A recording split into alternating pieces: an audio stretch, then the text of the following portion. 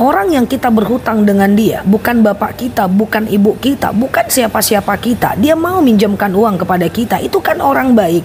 Maka kalau kita nggak sanggup bayar, misalnya janji tanggal 10, tanggal 9 nggak sanggup bayar, datang kepada dia. Jangan biarkan dia meminta dan malah mengemis dengan kita. Assalamualaikum warahmatullahi wabarakatuh, sahabat YouTube, sehat selalu di sana ya. Saya Nela Luki, jarang-jarang nih menyapa sahabat YouTube semuanya di akun aku ini. Dan sekarang aku pengen ngobrol-ngobrol nih sama teman-teman. Teman-teman yang baru mampir di kanal YouTube aku ini, boleh subscribe video saya ini sehingga mendapatkan banyak insight dan ceramah-ceramah dari videonya aku. Ini aku sedang berada di luar ruangan, so semoga suara aku tetap jelas ya. Hari ini aku akan menyampaikan tentang konsep hutang piutang. Bagaimana pakem kalau kita mau minjamkan uang kepada orang lain. Terus kalau kita yang minjem, apa yang harus kita lakukan kalau kita nggak sanggup membayarnya. Kita akan bahas ini dalam beberapa menit ke depan ya. Jadi begini teman-teman, hutang piutang itu sesuatu yang dibolehkan, asal jangan sampai hutang piutang itu mendatangkan kepada kemudorotan. Kata Ali bin Abi Thalib, maka ketika kita meminjamkan uang kepada orang lain, maka biasanya kita akan kehilangan satu orang kawan. Makanya Ali bin Abi Thalib menyatakan bahwa pinjam meminjam sesuatu yang tidak dianjurkan tetapi dibolehkan. Ada beberapa cara buat kita yang meminjamkan uang kepada orang lain supaya jadi aman. Teman-teman pilih gaya pertama, gaya kedua, atau gaya yang ketiga. Aku mulai dari gaya yang pertama. Pinjamkan uang kepada orang saat kita siap uang itu hilang. Kenapa? Karena misalnya nih ada yang minjem sama saya, Nel pinjam dong uang 1 juta. Lalu saya siap nih uang itu hilang, maka saya pinjamkan. Suatu ketika pas saya minta uang itu kepada dia, kemudian dia tidak ada, dia lari, dia kabur, dia nggak mau bayar gitu ya. Masih nggak apa-apa, saya cuman kehilangan uang. Toh saya udah siap uang tuh hilang, saya nggak kehilangan kawan karena saya tetap baik nih ke dia. Oke, pilihan pertama ini bagus. Yang kedua adalah pilihan yang kedua yang menurut aku tidak aku rekomendasikan, yaitu pinjamkan uang kepada orang saat kita tidak siap uang tuh hilang. Ini konsekuensinya besar. Misalnya nih ada yang minjam ke saya, Nel pinjam uang dong 1 juta. Lalu saya tidak siap uang tuh hilang. Oke, saya pinjamkan juga, nanti ganti ya. Nah, suatu ketika saya mau minta uang itu, dia kabur kemana-mana, dia pergi kemana-mana, dia lari kemana-mana gitu ya. Malah dia kemudian jelek-jelekkan saya sakit hati. Yang ada adalah saya kehilangan uang dan saya tetap akan kehilangan kawan. So, kita kehilangan dua-duanya loh. Kehilangan uang dan kemudian kehilangan kawan. Dan yang ketiga, yaitu kalau bisa, tidak bisa yang kedua, yang pertama ada cara yang ketiga. Tidak usah kita pinjamkan sampai kita siap uang tuh hilang, atau boleh dikasih sedikit aja. Nah, misalnya nih, Nel pinjam uang 1 juta. Lalu kemudian saya tidak siap uang tuh hilang. Saya juga udah tahu karakternya dia. Lalu kemudian saya bilang, aduh saya lagi gak bisa minjemin. Terus dia marah nih, alah kamu gak setia kawan, kamu gak bener nih, uangnya banyak tapi gak mau minjemin gitu ya. Saya sedang tidak siap aja kehilangan uang, maka saya tidak mau meminjamkannya. Lalu kemudian dia pergi, gak mau lagi berteman sama saya. Maka saya cuman kehilangan dia, saya tidak kehilangan uangnya. Karena uangnya masih sama saya. Atau berikan sedikit daripada meminjamkan banyak, khusus pada orang-orang yang tertentu. So, utang piutang menjadi masalah yang cukup polemik di kalangan masyarakat. Makanya teman-teman hati-hati. Banyak yang tadinya kawan menjadi lawan hanya karena hutang piutang. Lebih baik kasih sedikit daripada pinjamkan banyak yang pada akhirnya dia tidak membayar dan kemudian kita tidak ikhlas. Yang terjadi adalah perkelahian. Oke? Nah, itu teman-teman. Nah, untuk orang yang meminjamkan uang kepada orang juga ada pakemnya loh. Ada pakemnya. Apa pakemnya? Yang pertama, tidak boleh meminjamkan uang untuk kebutuhan maksiat. Misalnya nih, dia minjam uang kita untuk minum minuman keras. Dia minjam uang kita untuk judi online. Dia minjam uang kita untuk apalah, itu tidak boleh. Hal ini termasuk juga pinjam meminjam lain yang tidak bersumber pada syariat. Contoh, meminjamkan KTP untuk pinjol yang ada ribanya. Contoh, meminjamkan KTP untuk KPR yang ada ribanya. Itu tidak bisa, ya, berarti kita berserikat dalam keburukan. Nah, kemudian tidak boleh meminjamkan uang kepada orang saat tidak ikhlas, dan untuk orang-orang yang karakternya suka berhutang. Karakternya suka berhutang, setiap dia utang nggak dia bayar, setiap dia utang dia nggak bayar, setiap dia utang dia nggak bayar. Maka bagi orang yang seperti ini sangat tidak dianjurkan untuk meminjamkan uang kepadanya, karena berarti menghantarkannya kepada dosa-dosa berikutnya.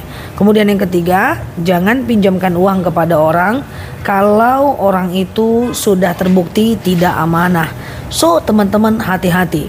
Nah, yang paling baik kalau kita meringankan beban hidup orang dengan menghutangkannya, kalau kita ikhlas uang tuh hilang, ya udah nggak apa-apa.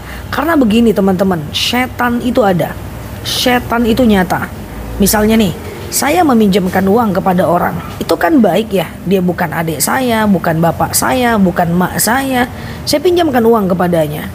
Lalu kemudian dia dipinjamkan uang, setan nyata, setan akan menggoda orang itu untuk kemudian tidak membayar hutangnya, dan setan akan menggoda kita, orang yang sedang menghutangkan, untuk tidak mengikhlaskannya dan pada akhirnya menceritakannya.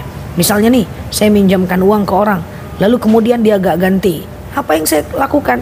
Saya gosip-gosipkan dia, tengok tuh dia hutang gak ganti, lihat tuh dia utang gak ganti, lihat tuh dia utang gak ganti. Yang harusnya tadi adalah saya mendapat pahala, malah saya berdosa atau tidak dapat pahala sama sekali. Makanya ada dalil, qaulun ma'rufun wa ma'rifatin khairum min shadaqatin yasba'uha aza. Tidak usah sedekah, jauh lebih baik daripada sedekah tapi menyebut-nyebutnya. So hati-hati. Kalau udah kita pinjamkan uang kepada orang, kalau dia tidak mau membayar, ada dua pilihan. Pertama, ikhlaskan. Yang kedua, tidak usah ikhlaskan, dituntut, ya. Tetapi kalau dia tetap tidak bayar, nggak ikhlas nggak apa-apa, nanti dia akan bayar di hari akhirat. Cuman dilarang untuk menggosipkannya dan membuka aibnya, apalagi di sosial media. Ini kita udah dapat pahala nih menghutangkan uang kepada orang, malah kita buka aibnya dengan mengumbar-ngumbarnya. Itu malah kita jadi berdosa, dan itu kerjaan setan. Setan itu luar biasa, ya. Jadi teman-teman semuanya, itu pilihan, ya. Ada beberapa pilihan dan ikuti pakem-pakem yang tadi saya sebutkan. Nah, ini beban untuk orang yang sedang menghutangkan uang kepada orang lain. Nah, sekarang beban buat orang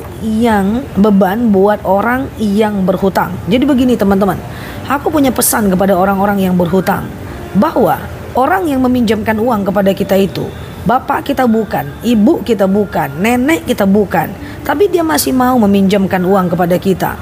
Kita janji bayar tanggal 10, lalu kemudian kita nggak bayar. Saran saya, sebelum tanggal 10 datangi dia, tunjukkan akhlak yang baik, adab yang baik. Fulan, aku minta maaf ya, aku nggak bisa bayar hutangku sekarang karena begini dan begitu, ya. Kemarin aku janjinya tanggal 10, tapi akhirnya nggak bisa karena begini dan begitu. Itu akhlak yang baik. Jangan sampai dia menagih, kita malah marah-marah. Dia menagih, kita malah mengucapkan kalimat-kalimat yang menyakiti hatinya. Allah, segitu aja kau tagih, Allah, segitu aja kau minta. Itu nggak boleh, itu dosanya kemana-mana, ya. Jadi teman-teman, tunjukkan akhlak yang baik. Dia meminjamkan uang aja kepada kita mau, apalagi sekedar melakukan penundaan. Ingat, hutang yang tidak dibayar di dunia akan diminta pertanggungjawaban di hari akhirat. Hutang yang tidak dibayar di dunia akan diminta pertanggungjawaban di hari akhirat. So, tidak akan lepas hutang kepada manusia itu sampai datangnya hari akhirat. Di dunia kita cuma bayar hutang dengan uang, tetapi di akhirat kita membayar hutang itu dengan amal. So teman-teman, hati-hati. Jadi kalau kita punya hutang kepada orang lain, usahakanlah untuk melakukan sesuatu yang bisa melunaskan hutang kita itu. Dan yang paling penting, hutang itu dilakukan di batas takaran kemampuan kita. Data menyebutkan banyak orang yang berhutang untuk kebutuhan tersier, untuk kebutuhan yang gak terlalu penting, ya. Bahkan orang-orang kaya lebih banyak berhutang dibanding orang-orang miskin. Nah, ini adalah problem tak selesai di dunia, akan kita selesaikan di akhirat. Saya sering bilang, turunkan keinginan di bawah pemasukan. Jangan terlalu cepat naikin gaya hidup. Karena kalau teman-teman terlalu cepat naikin gaya hidup, Turun itu sakit. Kalau nggak mau turun, teman-teman akan berhutang lagi. Begitu seterusnya. Maka jangan cepet-cepet naikin gaya hidup. Karena turun itu sakit. Lifestyle cash. Karena kalau tidak cash, kita akan terjebak dalam satu hutang ke hutang lainnya. So teman-teman, jangan ini jadi kebiasaan. Bahwa hadapilah sesuatu itu dengan baik. Jangan sampai kita itu menjadi orang-orang yang senang berhutang dan sulit membayar hutang.